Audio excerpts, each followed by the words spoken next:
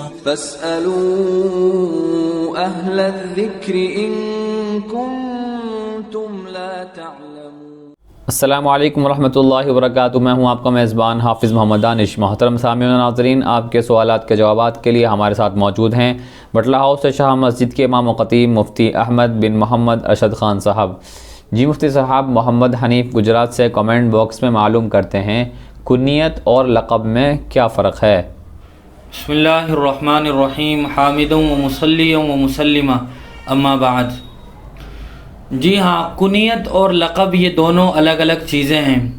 عام فہم انداز میں سمجھنے کے لیے کنیت کہا جاتا ہے جس لفظ کے شروع میں ابو یا بڑھا دیا گیا ہو۔ ابو عربی میں کہتے ہیں والد کو، اور کہا جاتا ہے والدہ کو۔ جیسے ابو بکر، یہ حضرت ابو بکر رضی اللہ تعالیٰ عنہ کی کنیت ہے۔ لفظ بکر کے شروع میں ابو بڑھا دیا گیا ہے، اور یہ کنیت ان کی اس لیے ہے کہ بکر کے معنی آتے ہیں عربی میں جلدی کرنا، کسی چیز میں جلدی کرنا۔ چونکہ حضرت ابو بکر رضی اللہ تعالیٰ عنہ بھی نیک اعمال کرنے میں جلدی کیا کرتے تھے، اس لیے ان کی کنیت ابو بکر پڑ گئی۔ اور حضرت ابو ہریرہ رضی اللہ تعالی عنہ کا نام ابو ہریرہ نہیں ہے، لیکن ان کے شروع میں اب بڑھا دیا گیا ہے، اور ہریرہ کہا جاتا ہے عربی میں بلی کو۔ چونکہ انہیں بلی سے انسیت تھی، اس لیے ان کی یہ کنیت پڑ گئی ابو ہریرہ۔ اسی طرح آپ نے بسا اوقات عورت کی طرف نسبت کرتے ہوئے سنا ہوگا جمیل، بڑھا دیا جاتا ہے، تو اس طرح اب اور بڑھا دینے سے کنیت بن جاتی ہے۔ جہاں تک تعلق ہے لقب کا، تو عام طور سے لقب آدمی خود طے نہیں کرتا، بلکہ اس کی خدمات کی بنیاد پر یا کارناموں کی بنیاد پر امت کی طرف سے یا کسی خاص تنظیم ادارے کی طرف سے، علماء امت کی طرف سے لقب کسی کو دیا جاتا ہے۔ جیسے حضرت تھانوی علیہ الرحمہ کا لقب ہے حکیم الامت، تو یہ لقب انہوں نے اپنا خود نہیں رکھا، ان کے عظیم الشان تصنیفی تالیفی کارناموں کی بنیاد پر، اصلاحی اور تجدیدی کارناموں کی بنیاد پر علماء امت کی طرف سے انہیں دیا گیا ہے۔ جیسے شیخ الاسلام یا علامہ شبیر احمد عثمانی کا، اور آج کل مفتی تقی عثمانی صاحب کا لقب ہے۔ یہ لقب انہوں نے خود طے نہیں کیا، بلکہ ان کے کارناموں کی بنیاد پر امت کی طرف سے، علماء کی طرف سے ان کو دیا گیا ہے۔ یہ بنیادی فرق ہے کنیت اور لقب کے درمیان۔ وسیم اکرم صاحب کمنٹ باکس میں معلوم کرتے ہیں اگر نماز میں آیتوں کے درمیان سے کوئی ایک یا دو آیت چھوٹ جائے تو اس کی نماز صحیح ہوگی یا نہیں؟ جی ہاں، اگر امام صاحب نے سورہ فاتحہ کے بعد کہیں سے قرآن مجید کی تلاوت کرنا شروع کی اور تلاوت کے دوران ان سے کوئی آیت چھوٹ گئی، تو آیت کے چھوٹ جانے کی وجہ سے سجدہ سہو واجب نہیں ہوتا ہے۔ مثال کے طور پر کسی نے سورہ فاتحہ کے بعد سورہ بقرہ شروع کی، اولئک هم المفلحون تک پڑھا، اس کے بعد آیت چھوٹ گئی اور انہوں نے ومن الناس من یقول سے پڑھنا شروع کر دیا، تو ان آیات کے چھوٹ جانے کی وجہ سے سجدہ سہو واجب نہیں ہوگا، اور نماز بھی کوئی فاسد نہیں ہوگی بلکہ نماز درست ہو جائے گی۔ معاذ بن ارشد کمنٹ باکس میں معلوم کرتے ہیں اللہ کے 99 نام مطلوب ہیں۔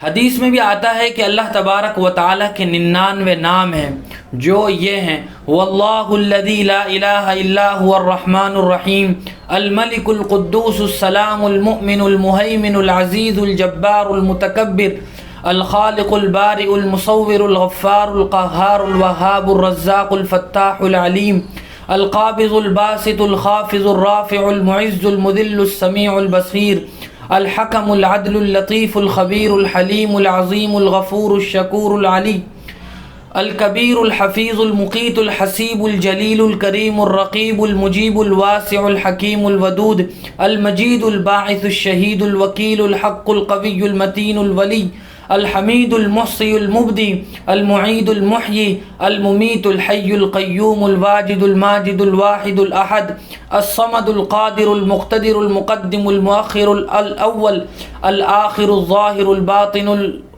الوالی المتعالی، البر التواب المنتقم، العفو الرؤوف، مالک الملک ذو الجلال والاکرام، المقسط الجامع الغنی المغنی، المانع الضار النافع النور الهادی، البدیع الباقی، الوارث الرشید الصبور۔ یہ اللہ تبارک و تعالیٰ کے 99 نام ہیں جن کو یاد کر لینا یہ باعث برکت بھی ہے۔ ابوالکلام صاحب کا سوال ہے، تراویح کی 20ویں رکعت میں سورہ فاتحہ کے بعد سورہ ناس پڑھا، پھر سورہ فاتحہ پڑھ کر سورہ بقرہ میں اولئک هم المفلحون پڑھ دیا، گویا ایک ہی رکعت میں سورہ فاتحہ 2 بار پڑھ دی، تو اس کا کیا حکم ہے؟ کیا سجدہ سہو واجب ہوگا یا نہیں؟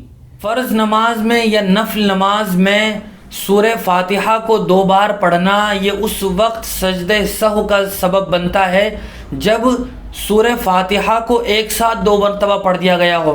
مثال کے طور پر سورہ فاتحہ پڑھی، پھر ابھی تک کوئی سورت یا قرآن مجید میں سے کہیں اور سے نہیں پڑھا تھا، اور سورہ فاتحہ کے بعد پھر سورہ فاتحہ پڑھ دی، تو اس طرح 2 بار پڑھنے سے ایک ساتھ سجدہ سہو واجب ہو جائے گا۔ لیکن مذکورہ سوال میں جو صورت ہے وہ یہ کہ کسی آدمی نے سورہ فاتحہ کے بعد سورہ ناس پڑھی اور سورہ ناس کے بعد پھر سورہ فاتحہ پڑھی اور پھر اولئک هم المفلحون تک پڑھا، تو چونکہ درمیان میں یہاں سورہ ناس پڑھی گئی ہے لہذا اس صورت میں سجدہ سہو بھی نہیں ہوگا اور نماز بالکل درست ہو جائے گی۔ عبداللہ بھائی شاہین باغ سے معلوم کرتے ہیں، اگر امام صاحب نے سری نماز میں آیت سجدہ تلاوت کر دی تو کیا تب بھی سجدہ تلاوت واجب ہوگا یا نہیں؟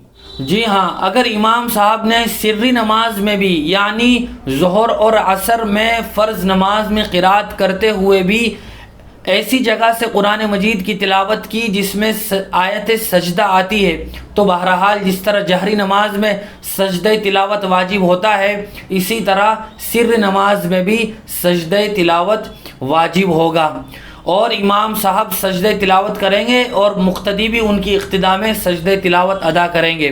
لیکن اگر امام صاحب نے فوراً سجدہ تلاوت نہیں کیا، جیسے ہی آیت سجدہ تلاوت کی اور سجدہ تلاوت فوراً نہیں کیا اور 3 آیتیں ابھی تک نہیں پڑھی تھی، اس سے پہلے وہ رکوع یا سجدے میں چلے گئے، تو رکوع یا سجدے میں جانے کی وجہ سے چاہے انہوں نے سجدہ تلاوت کی نیت نہ کی ہو تب بھی ان کی طرف سے بھی اور مقتدیوں کی طرف سے بھی سجدہ تلاوت ادا ہو جائے گا۔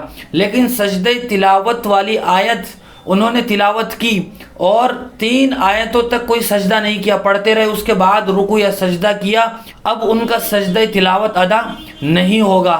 لیکن سجدہ تلاوت ادا نہ ہونے کی وجہ سے کوئی دوسری مرتبہ ان کے لیے نماز کا دہرانا ضروری نہیں ہوگا، اب وہ چھوٹ جانے کی وجہ سے اس پر توبہ و استغفار کریں۔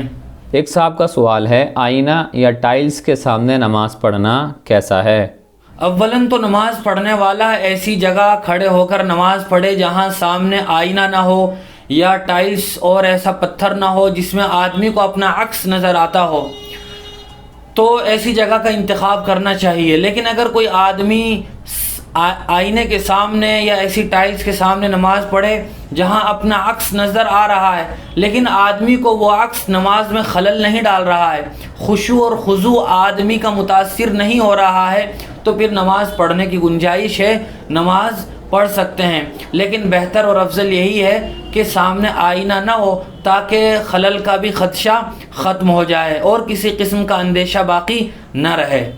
ثناء اللہ صاحب بٹلا سے معلوم کرتے ہیں، کیا چھوٹے بچے پر بھی سجدہ تلاوت واجب ہوتا ہے یا نہیں؟ اگر کسی چھوٹے بچے نے اور کیا کسی بچی نے آیت سجدہ تلاوت کی تو ان خود پر بھی سجدہ تلاوت واجب نہیں ہوگا۔ اسی طرح جس آدمی نے بالغ عاقل نے سنا ہے اس پر بھی سجدہ تلاوت واجب نہیں ہوگا، چونکہ چھوٹے بچے وہ ایسے ہیں جو مکلف نہیں ہیں اور جن میں سجدے کی اہلیت بھی نہیں ہے۔ لیکن اگر کوئی ایسا بچہ ہے جو عقل و شعور رکھتا ہے، بالغ نہیں ہوا ہے، اس نے آیت سجدہ تلاوت کی تو سننے والے پر تو سجدہ تلاوت واجب ہوگا جس نے سنا ہے عاقل اور بالغ آدمی نے، لیکن ان خود بچوں پر جو عقل اور شعور رکھتے ہیں ان پر سجدہ تلاوت واجب نہیں ہوگا۔